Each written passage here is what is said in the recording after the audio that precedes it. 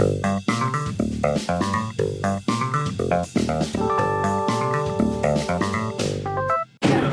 gente, retomando agora a última aula desse curso de produção de dados.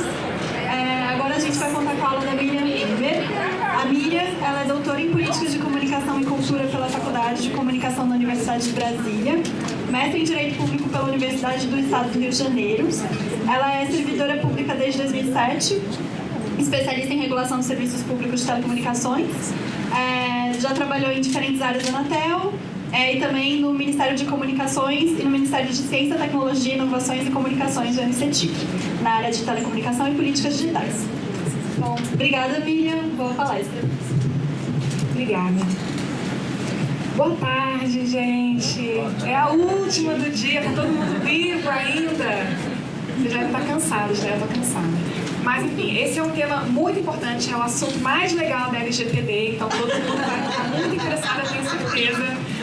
E o assunto desse último painel é a proteção de dados pessoais no setor público. Então, a discussão é qual é o papel do poder público dentro da LGPD. E esse é um assunto muito relevante para vocês e para mim também. Eu também sou servidora pública. Eu trabalho no MCTIC, eu sou servidora de carreira da Anatel. E vocês aqui no nível estadual também se encontram, portanto, submetidos à LGPD nesse aspecto.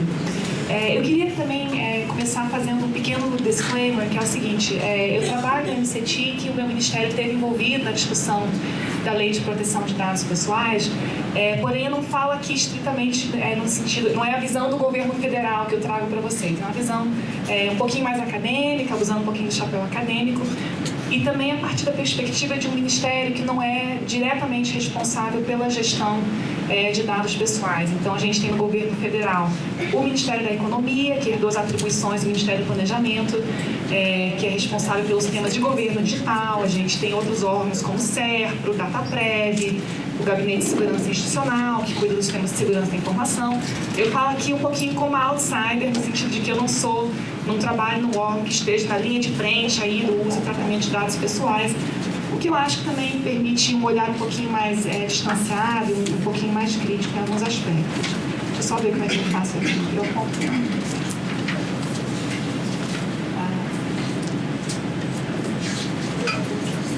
Beleza. Enfim, a gente teve hoje uma manhã muito rica, né, com muitas falas, muito contexto. Eu acho que também para tratar de proteção de dados no setor público é preciso trazer um pouquinho de contexto. Porque a gente pega a lei, a gente tenta interpretar a lei assim, a seco, e ela é muito complexa, ela é contraditória em diferentes aspectos, ela faz muita referência cruzada para cima, para baixo, usa conceitos que nem sempre são usados de maneira consistente ao longo de todo o texto legal. Então, para a gente entender um pouquinho e ter subsídios para interpretar esse capítulo, que é tão difícil, tão complexo, é importante também voltar um pouquinho no tempo e entender da onde que vem essa ideia de uma lei geral de proteção de dados pessoais que se aplique de maneira simétrica tanto ao setor privado como também ao setor público. E aqui o Moncal, que eu acho que está todo com aquela fora, ele falou um pouquinho das gerações de leis de proteção de dados pessoais, fazendo referência a um autor muito conhecido, que é o Victor Mayer-Schönberger. E um ponto que ele enfatizou, eu gostaria de enfatizar mais uma vez, que é o seguinte: toda a disciplina jurídica da proteção de dados pessoais nasce a partir de uma grande preocupação com a formação de bases de dados centralizadas que lá na década de 70 eram detidas principalmente pelo Estado. Então, as leis de proteção de dados pessoais tinham por objetivo limitar, criar condições de contorno para o uso de dados pessoais no contexto dessas bases que começavam a se formar, no contexto do desenvolvimento de capacidades computacionais inéditas naquele momento, e também de limitar o Estado. Então, quando a gente fala em proteção de dados pessoais e poder público, são coisas que desde o início caminham juntos, né?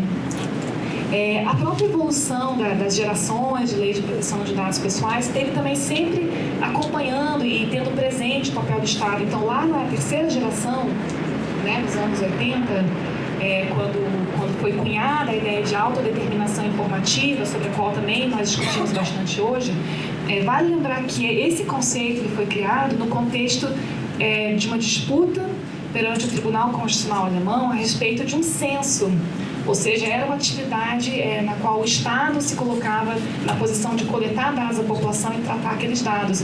E o que estava em jogo naquele momento? Era uma preocupação grande que se disseminou na sociedade alemã quanto ao que seria feito com aqueles dados. Eles seriam compartilhados? Eles seriam anonimizados, sim ou não? Era, no caso concreto, um questionário bastante extenso, com mais de 160 perguntas, e a preocupação que ensejou essa decisão do Tribunal Constitucional Alemão era: vem cá, por que o Estado quer esses dados mesmo? O que ele vai fazer com esses dados? Será que eu posso não responder? Então, toda a ideia de autodeterminação informativa ela foi concebida reconduzindo-se à relação do cidadão com o Estado. E agora, mais recentemente, a gente tem visto surgimento de novas gerações de leis de proteção de dados pessoais e eu acho que a grande maioria nos diferentes países do mundo busca também criar condições de contorno para as atividades do Estado com relação ao tratamento de dados pessoais. E aí, isso inclusive remete também a uma coisa que foi dita em outros painéis, que é a ideia de que o desenvolvimento tecnológico altera qualitativamente as possibilidades de tratamento de dados pessoais. Então, não é apenas quantitativo, não é apenas que tem mais dados, mas é que eles podem ser tratados de maneira diferente. Então, fala-se às vezes no Big Brother e no Little Brother, a ideia lá do Orwell, do Estado, do grande irmão, acompanhado de vários pequenos irmãos. Então, essa piadinha aí, que eu acho que está meio pequena para vocês lerem, é uma conversa entre duas pessoas, um fala: você sabia que o governo pode te monitorar 24/7, saber o que você fala, o telefone, invadir sua privacidade? E a pessoa responde: é que nem o Facebook. Então, a ideia que se traduz é que o cidadão se encontra hoje numa situação em que dados são produzidos a respeito dele, dados são colhidos sobre ele, ele próprio fornece dados para uma pluralidade de agentes públicos e privados. E a disciplina jurídica da proteção de dados pessoais, ela busca trazer ferramentas para a proteção desses dados frente a todos esses diferentes âmbitos e ambientes em que os dados são tratados.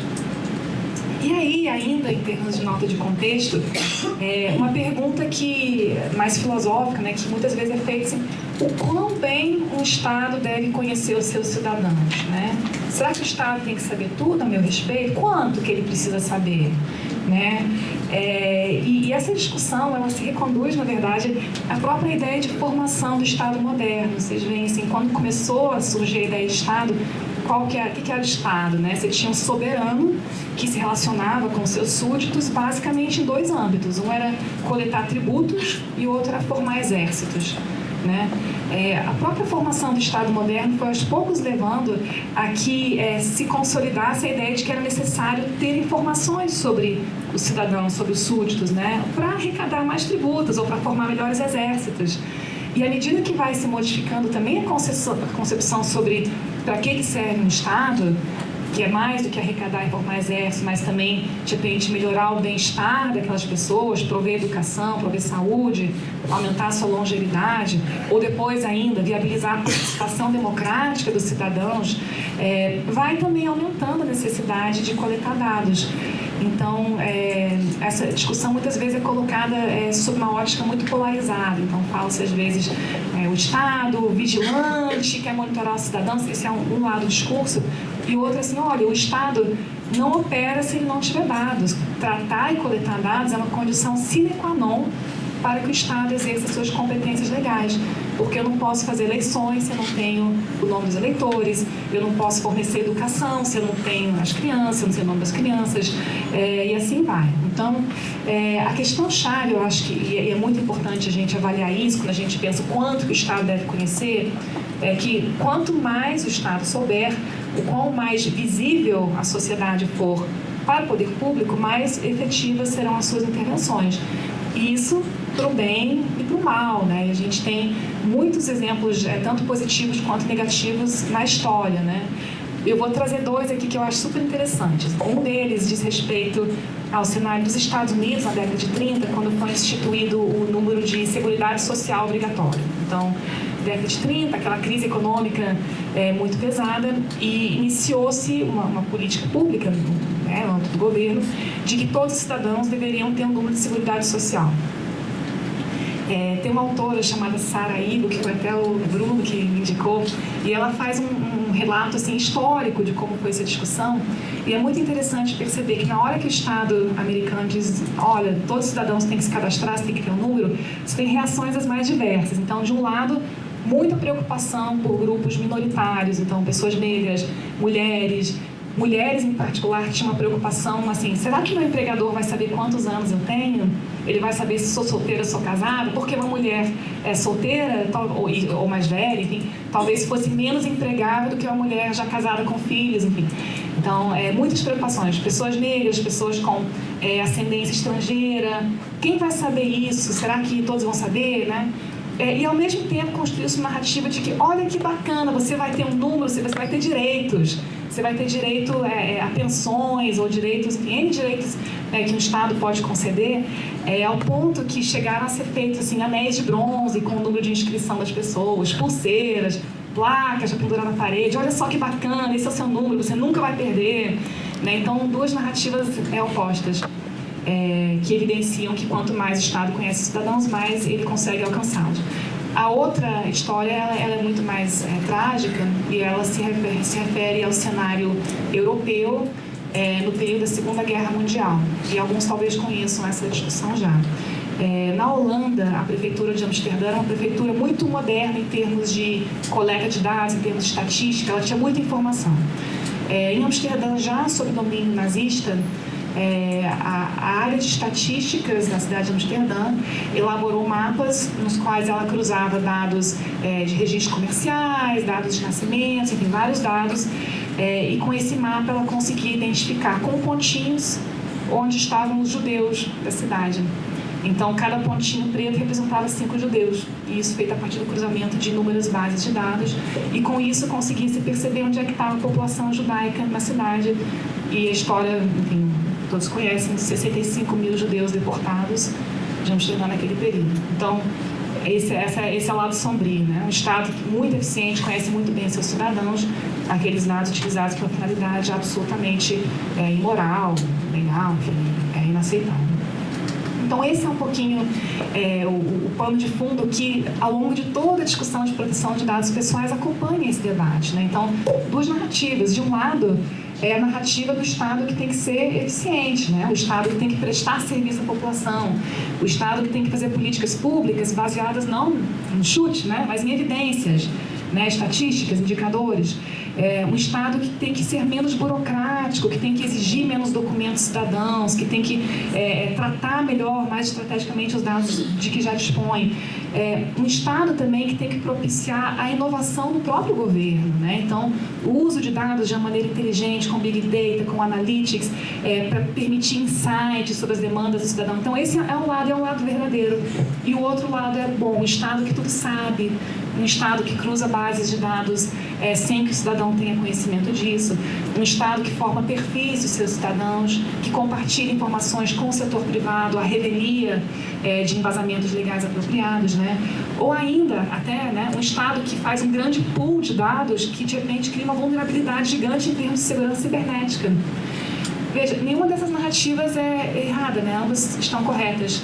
E eu acho que o nosso desafio, inclusive, como servidores públicos, é a gente conseguir construir uma interpretação da nossa legislação que permita calibrar, né, os riscos e benefícios, levando em consideração ambas essas narrativas.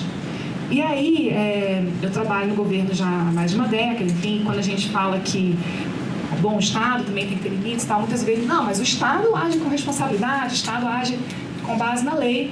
E o que eu queria dizer é que, assim, mesmo os servidores públicos mais bem intencionados já cometeram uma decisão idiota ou já viabilizaram que governantes ou, enfim, autoridades tomassem decisões inadequadas. E aqui eu colecionei alguns exemplos, né?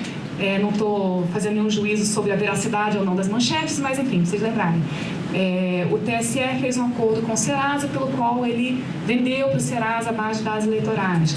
O prefeito Dória ofereceu a base de dados do bilhete único à iniciativa privada, né, para vender. Tem uma pergunta aí? Oi? Por que ele vendeu? Eu imagino que tenha tido uma razão financeira. Trocou por segurança digital. Era uma questão, salvo engano, uma troca pelo qual o Serasa ia receber alguns certificados digitais, alguma coisa assim, em troca ia fornecer a base de dados. Veja, eu não estou fazendo nenhuma avaliação sobre o caso concreto que eu não conheço adequadamente. Estou apenas buscando ilustrar que existem exemplos aí na nossa história recente de... não, eu acho que tem várias bizarras. Um outro caso também recente, aquele site Tudo Sobre Todos, né, que a gente ia lá com base em qualquer informação, pegava o CPF, endereço, nome completo, enfim, com suspeitas de que tais dados teriam sido oriundos de bases de dados públicas, né? E internacionalmente também exemplos que eu acho que não se coadunam, talvez, com o nosso sistema jurídico, democrático, mas muitos talvez também tenham lido sobre o sistema chinês de ranqueamento social, né? É uma coisa meio Black Mirror e que também, enfim, é uma possibilidade de uso de dados cidadãos que a gente tem que considerar que, né, alguém pode ter essa ideia um dia, sei lá. Além disso, coisas muito mais triviais. Então, mesmo o Estado, quando atua para a prestação de serviços públicos de maneira absolutamente legítima, lícita e tal, cada vez mais o Estado tem se preocupado em oferecer valor em termos digitais. Então, não se fala nem mais em governo eletrônico, mas em governo digital. Pensando que o Estado tem que oferecer valor ao cidadão, tem que oferecer comodidade. E a gente tem visto, assim, muitos órgãos públicos oferecerem aplicativos, né? Eu sou servidora, eu tenho o CIGEP, o CIGAC, depois tem o E-Social, tem vários, né? Imposto de renda. E estudos, levantamentos dizem que, olha, muito bom esses aplicativos, mas eles estão coletando dados que não precisava. Por exemplo, por que o E-Social, eu estou exemplificando, por que o E-Social precisa saber meu dado de localização? Ou por que tem que guardar esse dado? Ou como é que eu descubro o que está sendo feito com esse dado? Não está claro, né? Então, a gente vê que existe assim, muito campo para aprimoramento. E aí, para não ficar só nas críticas, eu quero também trazer o lado positivo. Essa manchete ela é horrível. Ela diz, Big Data no governo federal levou ao corte de 5 milhões do Bolsa Família. Aí você vai ler a matéria, 5 milhões de pessoas estavam recebendo irregularmente o benefício, porque tinha cadastro duplicado, enfim, eliminaram os 5 milhões que recebiam indevidamente, permitiu-se que 4,8 milhões entrassem zerando a fila. Então, assim, é um exemplo que evidencia também que, poxa, que bom que a gente tem essas ferramentas e pode utilizá-las de maneira a distribuir de maneira mais equitativa os benefícios sociais que são devidos à sociedade. Controle de fraudes, né? Quando a gente olha para o governo, me parece que as áreas que estão mais avançadas em termos de uso de ferramentas digitais são as áreas de combate à fraude, combate à corrupção, órgãos de controle, CGU, TCU, estão muito avançados, inclusive em termos de uso de inteligência, sistemas de inteligência artificial, por exemplo. Então, são sempre duas narrativas que a gente tem que compaginar e buscar entender. E aí, enfim, tudo isso nos leva a muitos casos concretos, né? Muitas dúvidas, eu também não tenho as respostas todas. Discutindo esse assunto com amigos, a gente começou a pensar em casos práticos. Pode ou não pode? Que condições pode? O que precisaria? Alguns exemplos. A gente aqui em São Paulo, eu acho que tem também o programa Nota Legal, que se informa o CPF, isso depois vira um crédito e tal. Então a pergunta será que esses dados do CPF que eu informo na hora da compra poderiam ser usados pela Receita Federal para apurar que eu tenho um gasto maior do que minha renda? Se violaria o princípio da finalidade? Sim ou não, né? Ou poderia, desde que houvesse amparo legal? O governo pode monetizar as bases de dados que ele tem? Por exemplo, a gente tem a base de dados do CPF, né? Bom, não são informações sigilosas, às vezes até é uma forma de você assegurar. Pode ou não pode? Pode ganhar dinheiro com isso? Teve um caso aqui em São Paulo também, que o governo ia oferecer Wi-Fi gratuito, mas em contrapartida ele queria saber por onde os usuários andavam na internet. Aí eu diria, bom, tem um problema talvez de marco civil, inclusive, né? Mas, um outro exemplo muito interessante que eu acompanhei lá na Anatel, a questão era a fiscalização de atendimento de reclamações em call center. E aí a área de fiscalização da Anatel disse, bom, mas para eu saber se o cidadão está sendo bem atendido, eu tenho que poder ouvir essas gravações, nem que seja por amostragem. E aí pode, é uma conversa entre uma pessoa e um prestador de serviço. O Estado pode ter acesso? Será que poderia, se a empresa avisasse antes, sua ligação está sendo gravada e poderá ser disponibilizada para órgãos de investigação?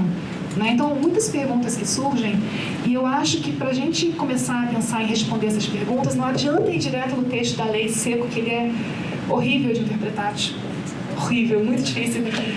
A gente tem que dar mais um passo atrás e olhar para os princípios. Então, muitas vezes, quando a gente fala sobre princípios, especialmente para quem não é do direito, para que serve o princípio? Serve para nada. Mentira, o princípio serve para muita coisa. Nesse caso, os princípios vão nos ajudar a interpretar a legislação e encontrar a melhor solução para todas essas perguntas que eu coloquei. E hoje pela manhã a gente falou muito dos princípios de proteção de dados pessoais, assim, em vários momentos, né? Finalidade, adequação, necessidade, livre acesso, qualidade, transparência, segurança, prevenção, não discriminação e accountability, que não tem esse nome na lei, mas é isso, né? E eu acho que parte das dificuldades que a gente tem no setor público é que quando a gente olha para esses princípios da LGPD, eles são muito diferentes em termos de natureza, em termos de vocabulário, daqueles que a gente no governo está acostumado a lidar. Quais são os nossos princípios? Legalidade, impessoalidade, moralidade, publicidade, eficiência, esses são os constitucionais, né? Aí lá na lei do processo administrativo tem outros, proporcionalidade, fundamentação, enfim, tem uma penca e tem aquele tão famoso princípio implícito, né, da supremacia do interesse público. Então, a gente no governo está acostumado a lidar com parâmetros que, em alguns aspectos, são muito harmônicos com o da LGPD, por exemplo, legalidade, ok, né? A LGPD fala em base legal, impessoalidade, moralidade, ok, porque a LGPD fala em não discriminação, mas quando a gente fala em publicidade, em eficiência e em supremacia do interesse público, a gente, de repente, vai se deparar com, olha, supremacia do interesse público, mas como é que você combina isso com a finalidade, que diz que você não deve tratar um dado com uma finalidade distinta daquela para a qual ele foi coletado inicialmente, né? Quando você fala em publicidade, como é que você dialoga com a necessidade de proteger informações pessoais que são custodiadas pelo Estado? Então, esse balé de princípios, ele é muito interessante, muito rico, e eu acho que uma parte do esforço que nós temos que fazer também como servidores é de começar a interpretar esses princípios de novo para construir esse ponto adequado, de equilíbrio, né? E aí tem vários exemplos que são interessantes. No caso da tensão aparente entre o princípio da publicidade e os outros de proteção de dados pessoais, teve um caso interessante que é o do portal da transparência. Eu não sei se vale aqui para São Paulo, mas no nível federal, todos os servidores públicos têm o seu salário com o seu nome e um pedaço do CPF publicados na internet. Aqui também, né? O nome também. Então. Pois é. Estamos juntos. Quando isso foi aprovado, alguns anos atrás, foi por um decreto, salvo engano, os servidores públicos não ficaram felizes, né? Assim, imagina. E o assunto foi para o STF. E o STF, na ocasião, decidiu, por maioria, que na tensão, no conflito entre o princípio da publicidade, né, entre o direito do cidadão ter informações relevantes e o da privacidade, da intimidade do servidor público, deveria prevalecer o da publicidade. Qual é a crítica que a gente pode fazer a essa decisão? É que talvez o STF teria podido modular um pouquinho melhor a decisão para incorporar também os elementos que a tecnologia nos oferece para assegurar que, embora as informações fossem trazidas a público, não representasse uma devassa na vida do cidadão. Porque é claro que tem um risco associado, inclusive, à integridade física, se a pessoa sabe meu CPF, sabe meu nome, sabe onde eu trabalho, sabe quanto eu ganho, enfim. Então, talvez mecanismos, por exemplo, que impedissem que um robozinho raspasse toda aquela base de dados e tratasse aquilo, colocar CAPTCHA, por exemplo, ou informar, por exemplo, ao invés de nominalmente informar pelo carro, enfim, teria tido outros mecanismos, eu acho, de modular essa tensão entre princípios, mas foi esse o caminho do STF, isso antes da LGPD, quem sabe agora com a LGPD vai ter gente reclamando de novo, né? Só que quando a gente fala de supremacia do interesse público é mais difícil, porque o que a gente aprende nos livros de direito quando a gente tem em contraposição o interesse privado, particular, e o interesse público, a balança vai pender em favor do interesse público. Esse conceito de supremacia do interesse público tem sido extremamente contestado, debatido, criticado por muitos autores, muitos estudiosos do direito, partindo da ideia de que não seria constitucionalmente adequado falar no interesse público abstratamente caracterizado que ex ante, antecipadamente, tivesse um peso maior face a outros direitos fundamentais. E que esse interesse público ele deveria ser apurado sempre no caso concreto e considerando também a responsabilidade que o Estado tem, não apenas com esse interesse público, mas também com a concretização de direitos fundamentais. Eu falo isso porque também no âmbito do poder público, muitas vezes quando a gente se deparar com situações muito concretas, né, uma análise muito fácil, muito simplista, dizer, bom, está aqui o interesse público, né, uma política pública que vai ser muito boa para todo mundo. Está aqui o cidadão individualmente considerado que, de repente, não vai ver observado o princípio da finalidade, ou que, de repente, não vai ter, sei lá, uma outra regra, adequação, né, ou que vai ter mais dados coletados do que ele gostaria. Isso é uma forma muito simples, muito simplista, eu diria, de interpretar a questão, e me parece que um movimento interpretativo importante a ser feito é considerar que também a proteção de dados pessoais tem uma dimensão coletiva, que não é um direito puramente individual, mas é um direito que também se torna instrumental para a concretização de outros direitos fundamentais. Então, vamos pensar aqui, né, liberdade de associação. Eu posso me reunir com quem eu quiser sem que isso seja colocado num perfil, né? Eu posso me associar a um partido político, eu posso me expressar, inclusive, sem ter que revelar meu nome e meu sobrenome numa rede social, né? Até mesmo a liberdade de locomoção, de ir e vir, quando a gente pensa, por exemplo, em reconhecimento facial em aeroportos ou nas ruas, né? Então, compreendendo-se que a privacidade e a proteção de dados pessoais são direitos que não se limitam à sua dimensão individual, mas que têm também um papel instrumental na concretização desse Estado democrático de direito, em que direitos fundamentais são respeitados, a gente pode talvez chegar a uma equação um pouquinho diferente. Então, ao invés de contrabalancear o interesse público com o interesse privado, a gente considerar que são dois interesses públicos que estão em jogo e levar isso em consideração quando a gente se deparar com os casos concretos, né? Então, de repente o Estado ganha aqui, mas ele perde em termos da confiança que o cidadão deposita nele com relação àqueles dados, né? Ou a sociedade como um todo perde em relação à fruição de certos direitos. Dito isso, e olhando aqui para os princípios da LGPD, deixa eu só ver quanto tempo eu acho que em vários desses princípios a gente consegue identificar áreas que geram dúvidas ou áreas de problema, né? Então, princípio da necessidade. Vamos pensar, por exemplo, em cidades inteligentes, em que você tem sensores para ver o seu carro que passou pelo pedágio, uma câmera que identifica a criança que entrou na escola, enfim. O princípio da necessidade é algo que tem que ser levado em consideração quando a gente consegue, inclusive, políticas urbanas, né? Políticas de como a tecnologia se insere nos espaços urbanos. O princípio da finalidade, da adequação. Quando eu cruzo bases de dados, né, e a partir daí eu extraio inferências que não haviam sido imaginadas naquele momento inicial da coleta, eu estou violando o princípio da finalidade, sim ou não? Em que situações que eu poderia fazer isso? O princípio da não discriminação, e aí é uma questão que é muito levantada, a questão de formação de perfis sociais e decisões automatizadas. Eu vou falar sobre isso daqui a pouquinho, tem alguns casos interessantes internacionalmente. Prevenção e segurança, então a ideia de repositórios centralizados que poderiam talvez ser atacados, revelar uma quantidade muito grande de informações do cidadão, né? E também a questão sobre transparência, livre acesso, qualidade, que são princípios que têm que ser internalizados nos nossos procedimentos, né, no dia a dia. E o exemplo que eu queria trazer é um exemplo que aconteceu na Polônia, não sei se alguns de vocês já conhecem, foi um exemplo que foi muito estudado, porque realmente é um dos primeiros dos casos mais notórios em que o governo se preocupou em formar perfis de uma maneira um tanto quanto desastrada. Então, qual que era a situação?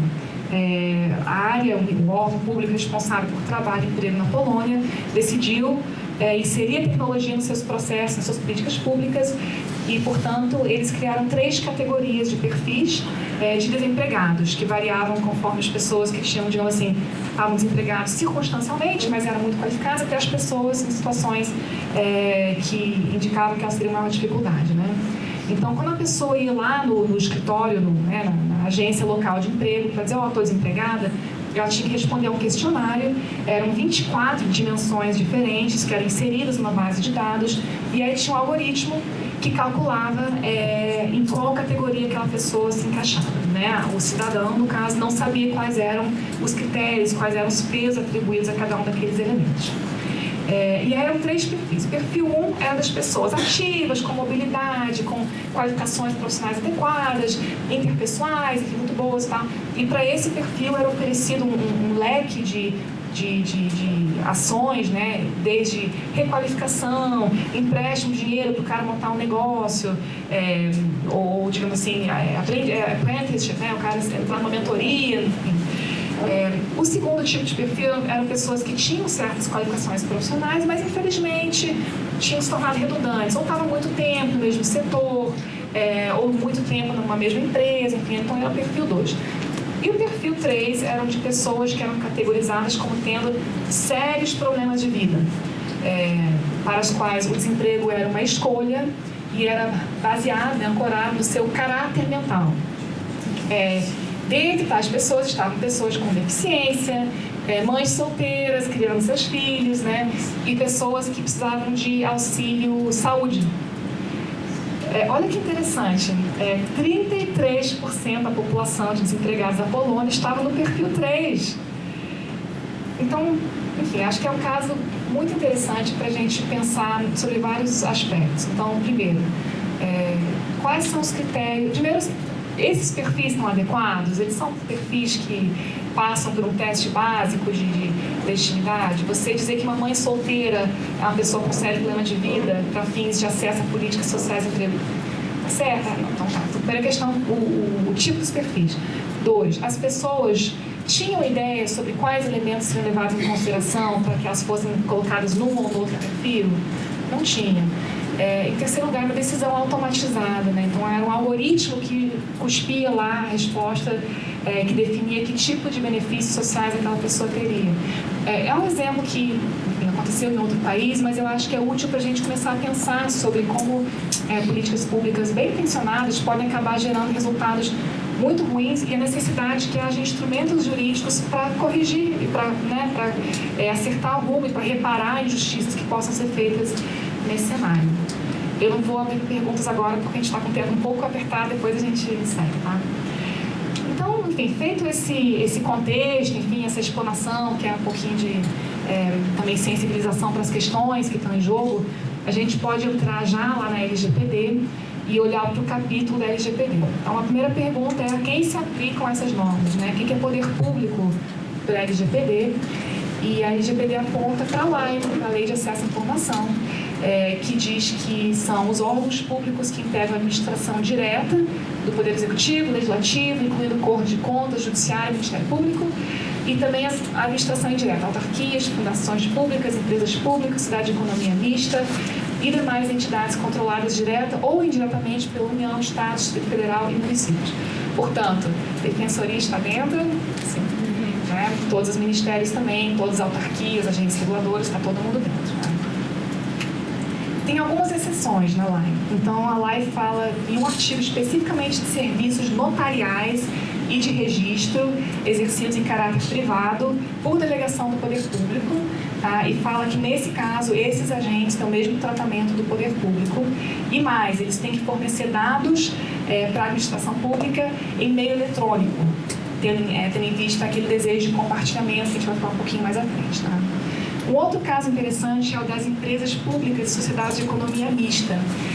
E aí a lei ela faz uma distinção. Ela fala, olha, essas empresas controladas total ou parcialmente pelo poder público, elas podem ter duas funções. Então, ou elas podem agir em regime de concorrência, um player no mercado como qualquer outro. Eu poderia escolher contratar uma solução de computação em nuvem, o Serpro, ou a Amazon Web Service, ou Microsoft, né? E nesse caso, a empresa é tratada como se fosse setor privado, então várias regras do setor privado, ou quando elas estiverem operacionalizando políticas públicas. E nesse caso, elas recebem o mesmo tratamento de órgãos e entidades do poder público. Qual é a dificuldade que a gente percebe logo no primeiro momento? É que muitas vezes esses papéis não são claramente delimitados, né? Você vai ter uma mesma empresa com uma base de dados única, atuando em alguns momentos como braço de política pública e em outros momentos como agente de mercado. Então, a gente vai ter muitos casos concretos, me parece, em que a gente vai ter dúvidas sobre qual que é o regime aplicável.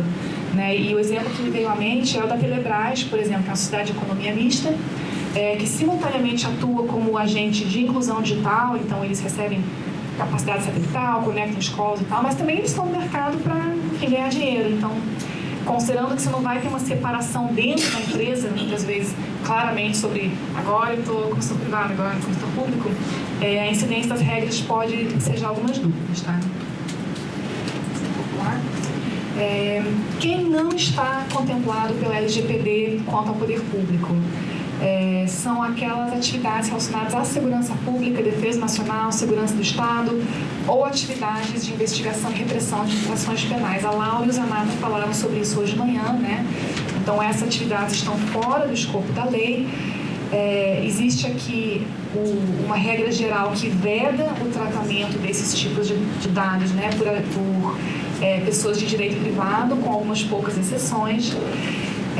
E o que é interessante, que a Laura também jogou aí para vocês pensarem, é esse parágrafo único do artigo 4º, que fala que esse tipo de atividade, né, esses dados usados para a segurança pública, para a inteligência, segurança nacional, vão ser objeto de uma lei específica, que deverá prever medidas proporcionais e estritamente necessárias, observados devido ao processo legal, os princípios gerais de proteção e os direitos do titular. Essa é a questão que a Laura montou hoje de manhã, dizendo, bom, não está claro se esses princípios gerais de proteção já poderiam ser invocados de imediato, então, para qualquer atividade de segurança, poderia já dizer, olha aqui o princípio da finalidade, pode não.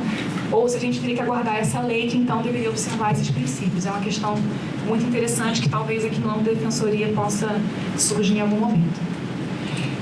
E dito isso, enfim, tendo já falado do escopo em termos de quem está sujeito à lei, vamos falar sobre as bases legais para o tratamento de dados pelo poder público.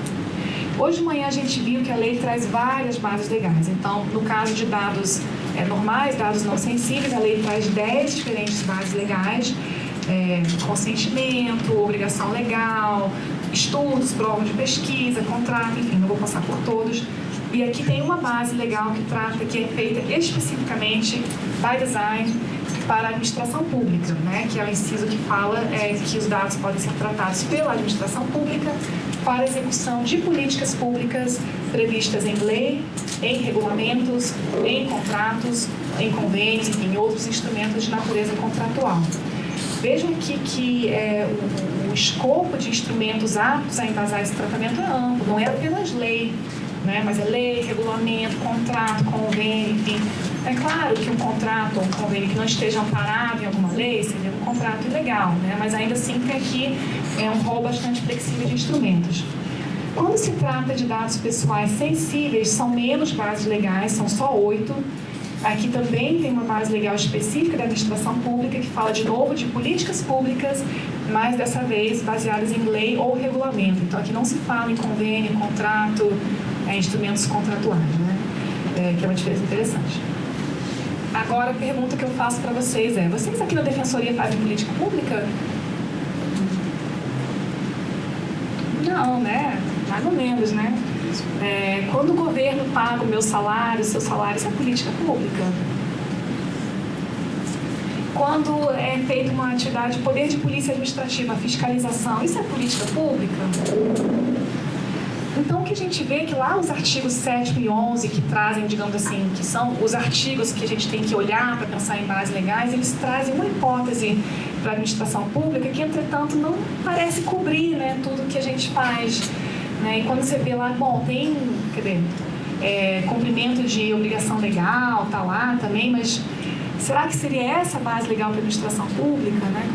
Ou será que a gente poderia pensar em outras bases legais para justificar essas outras atividades que a gente faz? E aqui me parece, acho que é um tema sujeito a debate, me parece que a resposta para isso se dá a partir de uma leitura conjugada entre o artigo 7º e o artigo 11 também, né, que fala de políticas públicas, e o artigo 23 da LGPD, que está lá no capítulo de poder público, que fala que o Estado pode tratar dados necessários para a execução de competências legais ou atribuições legais do serviço público, tendo em vista o atendimento de uma finalidade pública na persecução do interesse público. Então, se a gente entende que não apenas política pública, mas também competências legais de uma maneira mais ampla, a gente percebe que existe ali um arcabouço que permite mais ou menos cobrir o que o Estado tem que de fato fazer, e amparado também no princípio da legalidade, que é um princípio que já orienta a atividade do poder público desde sempre, previsto constitucionalmente. Dito isso, a pergunta também que eu coloco para vocês é: será que a gente poderia pensar em outras bases legais? Por exemplo, consentimento. Se um cidadão consentir que um dado seja tratado pelo poder público de certa maneira, isso é uma base legal adequada? Ou legítimo interesse? O Estado poderia dizer: eu estou tratando esse dado aqui por causa do legítimo interesse. Será que essa é uma base que faz sentido para o Estado? E aí eu vou dizer assim, que a LGPD não traz uma resposta clara, mas na experiência europeia existem sim respostas. Então, no caso europeu, o GDPR explicitamente veda o tratamento de dados pelo poder público com base no legítimo interesse. Não pode, o Estado não pode dizer que está tratando com base no legítimo interesse.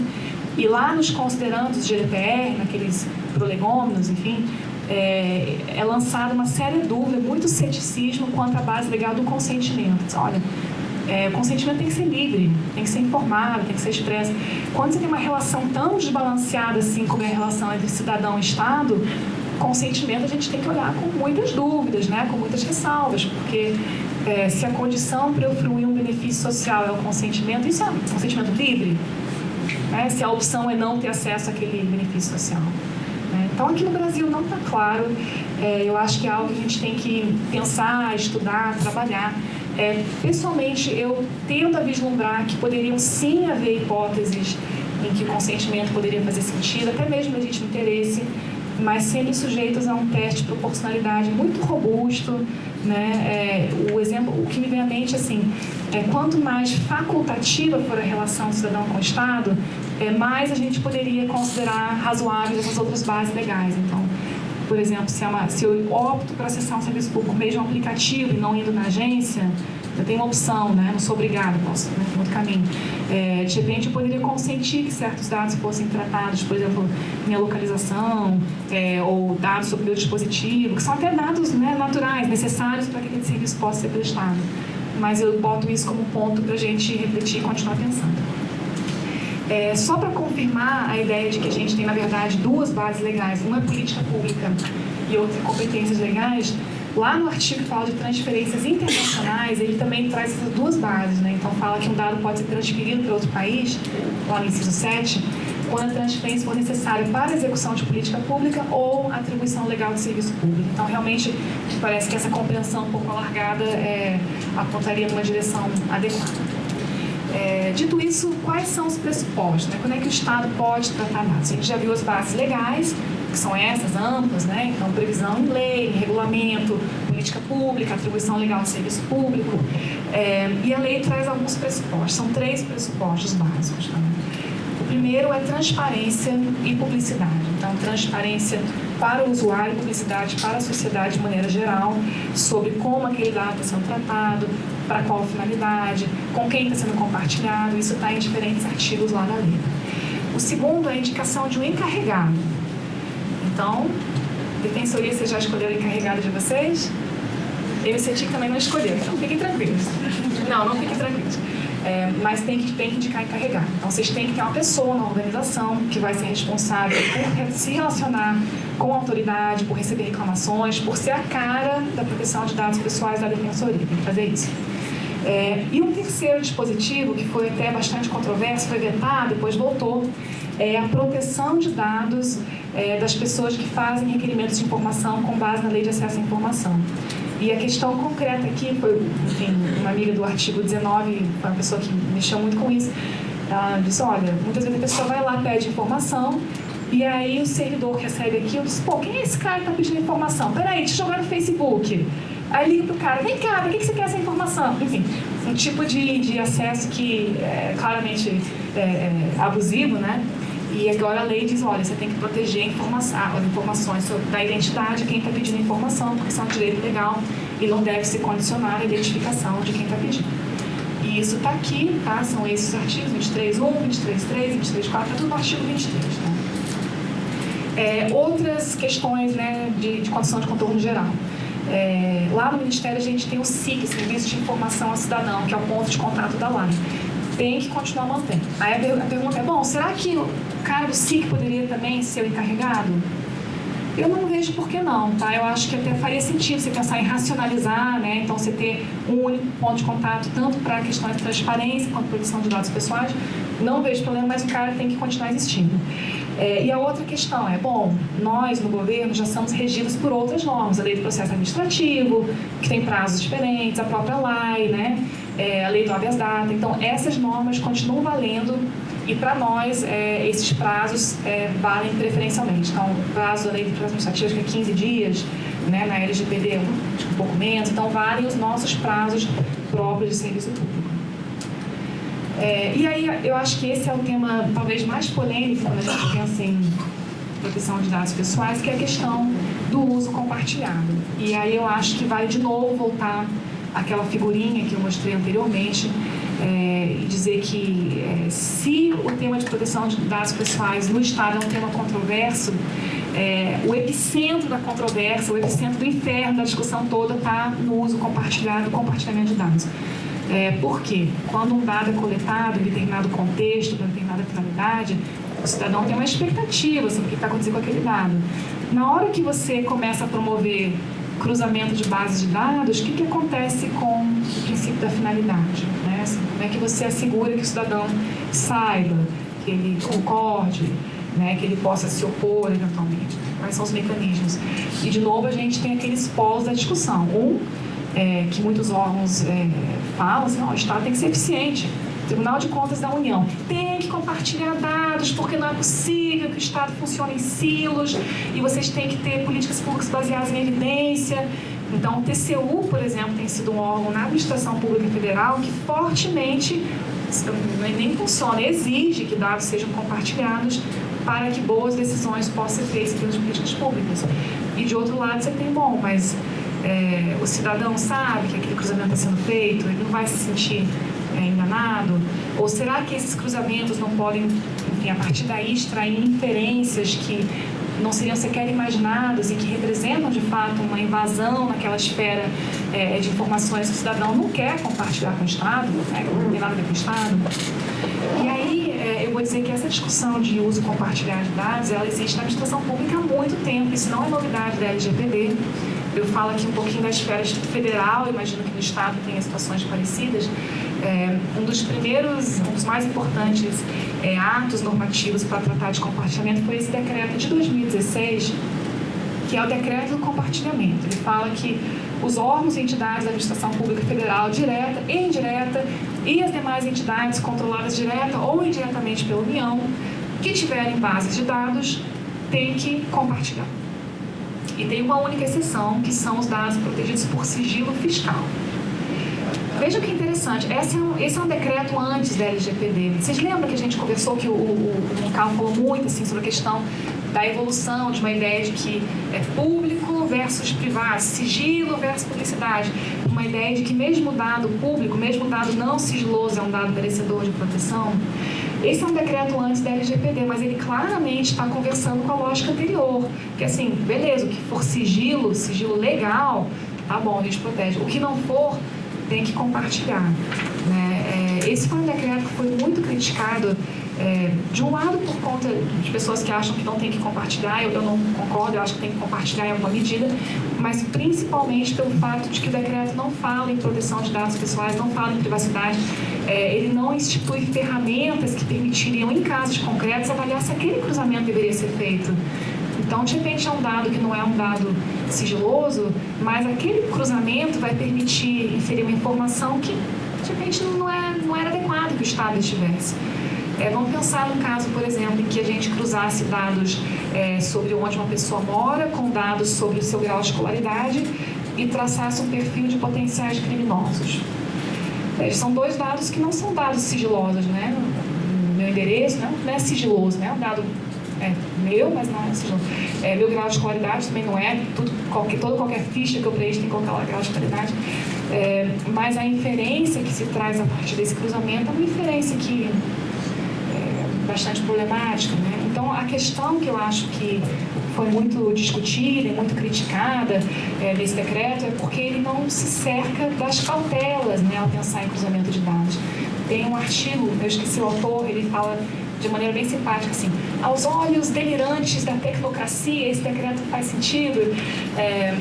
Eu não gosto de ser chamado de tecnocrata delirante, mas eu compreendo a crítica, porque de fato aqui você tem apenas uma narrativa, que é a da eficiência, e você não tem o outro pedaço, que é bom, e a proteção, né? Esse outro decreto é mais recente, 2017, e é um decreto que foi festejadíssimo. O pessoal gostou muito desse decreto. É um decreto que fala assim: quando você vai para uma repartição pública, você não tem que ser obrigado a comprovar nada que já conste de uma outra base de dados. Então, por exemplo, regularidade eleitoral, inscrição em cadastro de reservista militar, você não é obrigado a comprovar, porque o Estado já detém esses dados. Então, esse é um decreto de desburocratização. Esse decreto depois ele se transformou numa lei no ano passado, e foi também muito festejado. Deu Jornal Nacional dizendo: olha que maravilha, o Estado é eficiente, o Estado está facilitando a vida do cidadão. É uma narrativa verdadeira? Sim, claro, né? Óbvio. Especialmente quando a gente está falando de dados de identificação, principalmente, né? Mas, de novo, é uma lei, um decreto que talvez não tenham levado em consideração esse outro aspecto que o Bruno falou tanto, que assim, vamos fazer uma análise de risco, né? Vamos fazer um relatório de impacto, vamos ver se isso aí pode ou não ensejar um resultado que é indesejável, né? E o governo federal tem também várias iniciativas que buscam a incentivar esse compartilhamento de dados. O GovData, que está na internet, eu peguei na internet, gerido pelo Ministério da Economia, ele busca promover esse compartilhamento de bases de dados de diferentes órgãos públicos. Então, o órgão ele paga um tanto, ele disponibiliza sua base de dados, e a partir daí ele tem acesso a ferramentas de analytics e tal, que permitem extrair, enfim, informações que embasariam políticas públicas. Dessa base de dados já tem, acho que quase 20 diferentes bases, que vão desde compras governamentais até o CIAP, que é a nossa base de dados do servidor público, diárias e passagens, cadastros de empregados e empregados, enfim. E o que se busca promover é que mais órgãos coloquem suas bases de dados nesse sistema. E aí, tcharam, vem a LGPD. E a gente, putz, e agora? O que a gente faz com esse esforço todo? Como é que a gente lida com isso? E a LGPD, gente, ela não ajuda muito. Desculpa, a LGPD é muito confusa, ela não ajuda muito, realmente, a começar pela definição do uso compartilhado, né? Então, ela fala de uso compartilhado e tem lá nas definições o que é uso compartilhado. É uma definição que tem 6 linhas, sem um ponto final. São 6 linhas, uma definição. Quase incompreensível, tá? Então, eu tentei destrinchar ela aqui para ficar mais claro. O uso compartilhado é um tipo de tratamento, portanto, quem foi que falou que é que nem... exatamente. Então, o uso compartilhado é um tipo de tratamento, incluindo comunicação, difusão, transferência internacional, interconexão, tratamento compartilhado de outros dados pessoais. E aí são 3 tipos, tá? Compartilhamento público-público. Então, entre órgãos e entidades públicos, no cumprimento de suas competências legais. Esse é o primeiro tipo. Segundo tipo, público-privado. Então, entre esses, os públicos e entes privados, reciprocamente, com autorização específica para uma ou mais modalidades de tratamento permitidas por esses entes públicos. Aí já começa a confusão, porque que autorização é essa? É consentimento? É autorização legal? Que autorização é essa? Está lá na definição, que não tinha que estar na definição, tinha que estar lá no artigo, né? E o terceiro tipo é entre entes privados. Então, eu vou falar dos primeiros 2. É muito importante notar que a LGPD, que foi uma lei escrita a muitas e muitas e muitas mãos, ela não apenas é bem confusa quanto a essa questão de compartilhamento, como ela tem um artigo que explicitamente busca incentivar o compartilhamento, que é o artigo 25, que fala que os dados têm que ser mantidos em formato interoperável e estruturado para o uso compartilhado, com vistas à execução de políticas públicas, a prestação de serviços públicos, a descentralização de atividade pública e a disseminação e acesso às informações pelo público em geral. Então, ela dá um comando para os órgãos públicos, que é: deixa seus dados no formato que dê para compartilhar. Interessante. E aí tem um artigo só que fala do compartilhamento público-público, e ele volta muito naquela linguagem que a gente já viu, que é a execução de políticas públicas, a atribuição legal. O que esse artigo traz de importante é a menção explícita ao respeito aos princípios de proteção de dados pessoais.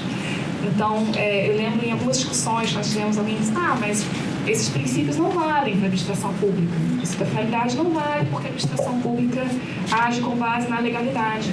Então, eu não preciso observar a finalidade. A lei está dizendo: tem sim, tem que observar. né? E quando a lei fala de finalidade, ela não é que ela vede qualquer outra finalidade. Ela diz que não pode usar para finalidades incompatíveis. Então, pode usar para outras coisas? Sim, desde que compatível com a finalidade inicial. Na tramitação da MP 869, agora foi introduzido um outro artigo no dispositivo que fala sobre finalidade para dados que sejam manifestamente tornados públicos pelo titular ou dados que já sejam, enfim, de acesso público. E aí ele diminui um pouquinho mais o sarrafo da finalidade. Então ele fala, deixa eu achar aqui, enfim, vou chamar, ele fala sobre finalidades legítimas, enfim, propósito específico. Então tem uma linguagem um pouquinho ainda mais frouxa, permitindo, né, o repurposing de dados de maneira um pouquinho mais flexível. Mas para o poder público não tem muita clareza. E aí eu trago aqui para vocês 2 precedentes do STF, que eu acho que são interessantes. Ambos são antes da aprovação da LGPD, então eles poderiam, se fosse hoje, talvez fosse um pouquinho diferente, mas que trazem algumas orientações com relação a compartilhamento de dados no poder público. Então, o primeiro foi em 2017, foi a ministra Carmen Lúcia que decidiu, e no caso era um conflito que havia entre o IBGE e o Ministério Público Federal. Então, o que tinha acontecido é que o IBGE tinha feito o censo lá em Bauru e eles tinham identificado um certo número de crianças, adultos, enfim. E quando a MPF foi bater isso com o número de registros de nascimento, ele viu que tinha 45 crianças faltando. Então, o IBGE tinha identificado que tinha mais crianças do que haviam sido registradas. E a MPF disse, olha, você precisa me dar o nome dessas crianças, tem que identificar para que eu possa assegurar que elas sejam registradas e possam, né, ter acesso a tudo que a cidadania impõe. Olha que interessante, eram 2 conjuntos de interesse em valor e ambos eram corretos, né? Então, de um lado, a questão do sigilo estatístico, né? Então, o sigilo estatístico é uma questão de um pré-requisito para a confiabilidade dos censos, né? Se eu não confio no censo, eu não dou meus dados e acabou, não tem censo mais confiável. O outro é a preservação do interesse daqueles menores que talvez não tivessem sido registrados e, portanto, não poderiam ser escolarizados, enfim, outras questões.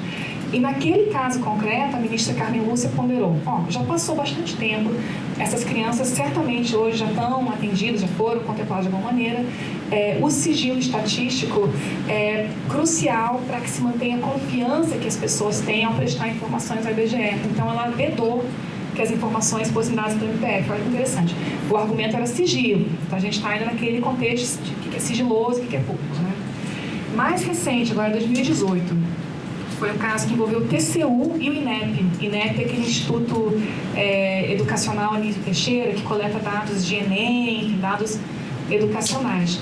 E nesse caso, o TCU tinha falado para o INEP que eles queriam receber os microdados, dados individualizados dos alunos, para auditar o programa Bolsa Família, porque um dos requisitos do Bolsa Família é que as crianças estejam matriculadas em escola. E o INEP disse, não vou dar. Louco, não vou dar. INEP, eu vou dizer assim, corajoso, porque quem diz não para o TCU, não é muita gente, né? E o assunto foi para o STF, o INEP disse, não dou.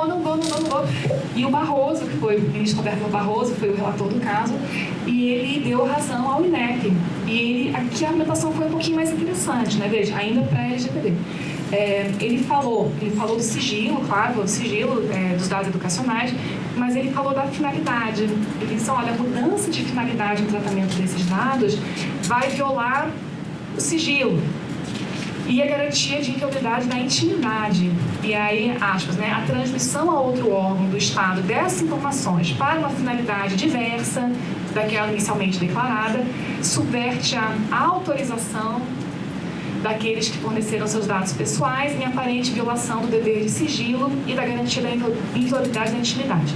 Então, assim, tem uma mistura de alguns conceitos, né? No caso, a autorização eu acho que não seria a base legal para coleta desses dados, mas é interessante que o discurso começa já a sofrer uma inflexão, que não é mais apenas sigiloso, então não pode, mas é sigiloso e, além disso, a finalidade tem que ser respeitada, né? Teve um caso, enfim, está rolando agora, um caso ainda mais recente envolvendo o INEP, em que, de novo, a questão de finalidade tem sido suscitada pela Procuradoria daquele órgão. Então, isso é interessante.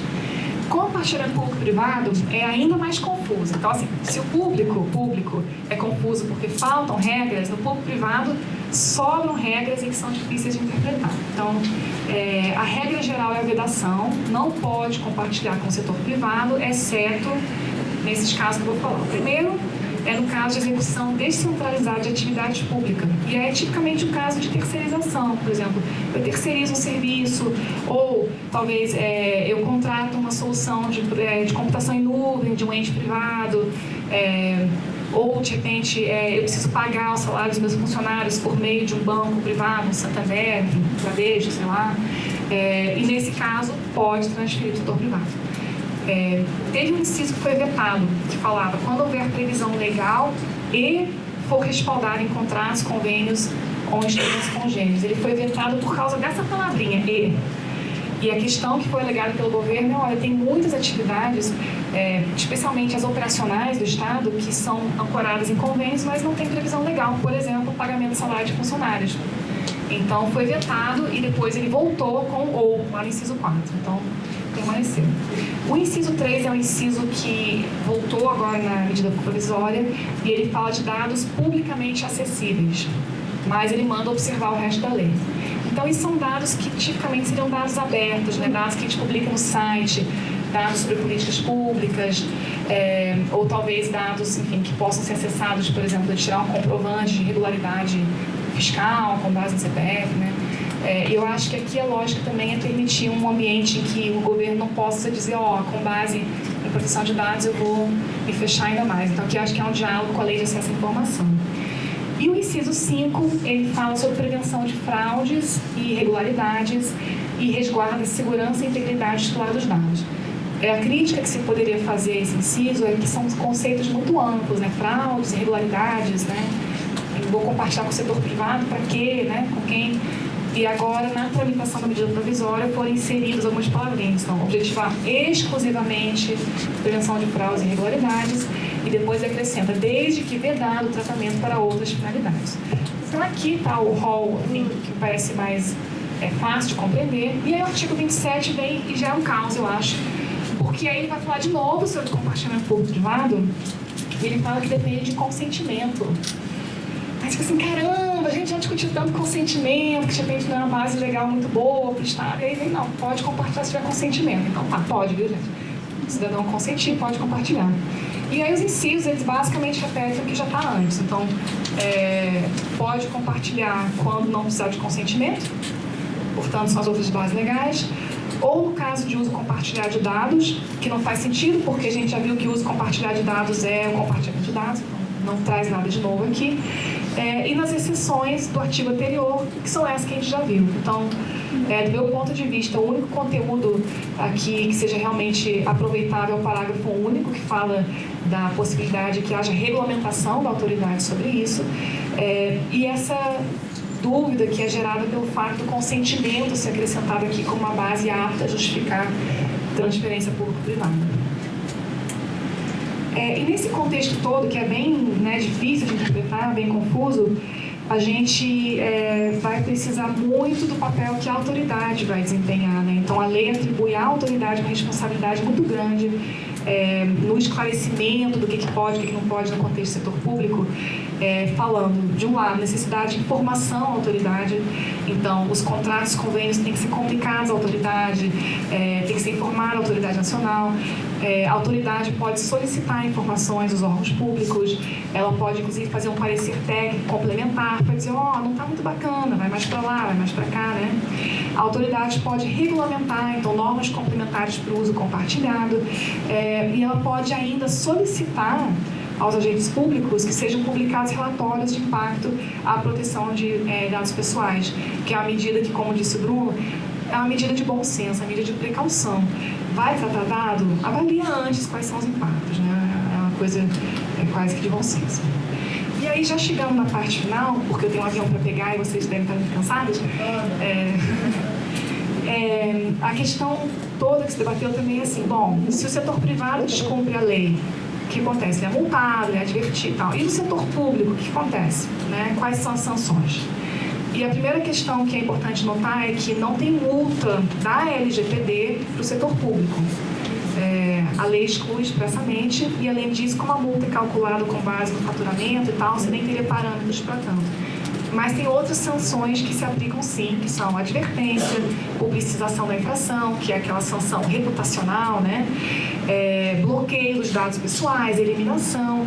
E aí tem 3 sanções que foram vetadas e voltaram, agora a gente vai ver se vão ser vetadas de novo ou não, que são a suspensão do funcionamento do banco de dados, que, veja, em termos de poder público é bem delicado, né? Banco de dados do poder público, imagina-se que tenha que existir, né? Mas a lei prevê a suspensão do exercício da atividade de tratamento e a proibição, inclusive, de realizar aquelas atividades. Então, são 3 sanções aí que a gente vai ver o que acontece.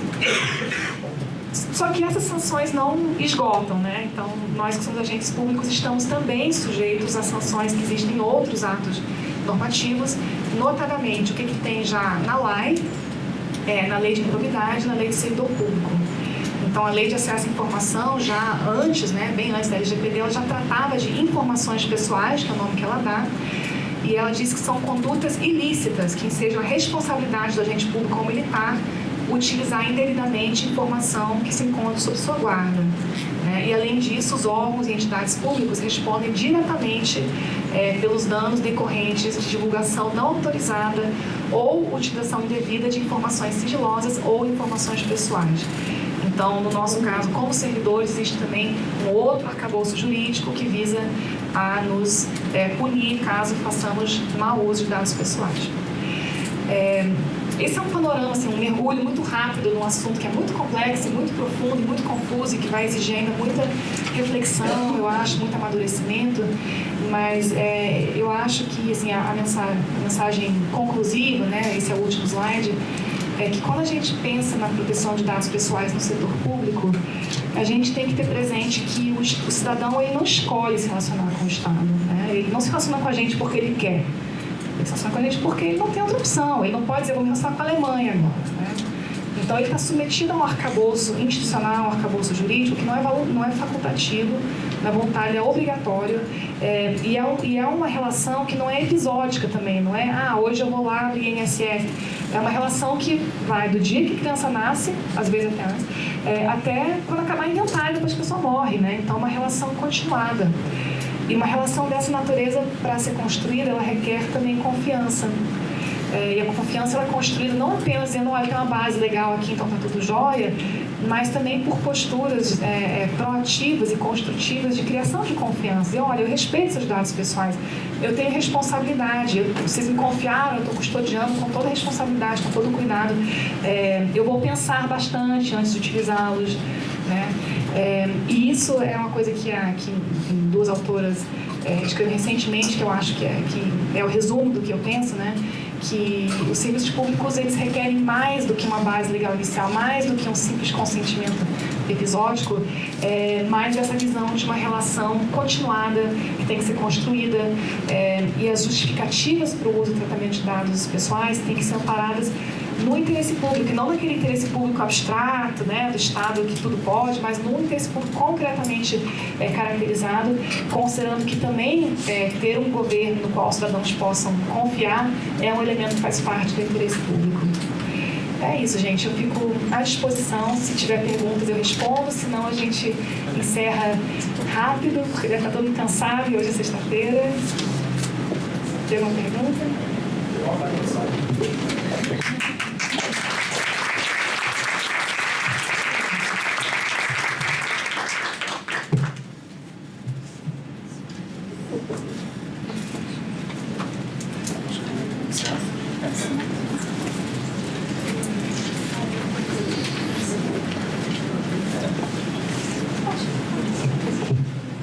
Bem, Miriam, queria agradecer pela palestra, muito boa, todos aqui, foram muito boas palestras. Agradecer ao IDEC mais uma vez por todo o apoio, pela ajuda na realização desse evento. Aos palestrantes são o Rafael Zanata, a Laura, o Luiz Moncal, o Bruno, a Miriam, que participaram, aceitaram o convite rapidamente e ajudaram a fazer esse evento. E a equipe da EDF também sempre conta com a gente aqui até o final, sempre dando o apoio e suporte que a gente necessita. E, bem... Bom, só agradecendo também, enquanto DEC, a Defensoria Pública, por ter dado toda a estrutura, a EDP também, e os palestrantes que foram sensacionais também durante o dia todo de hoje. É isso, obrigada, gente. Boa noite.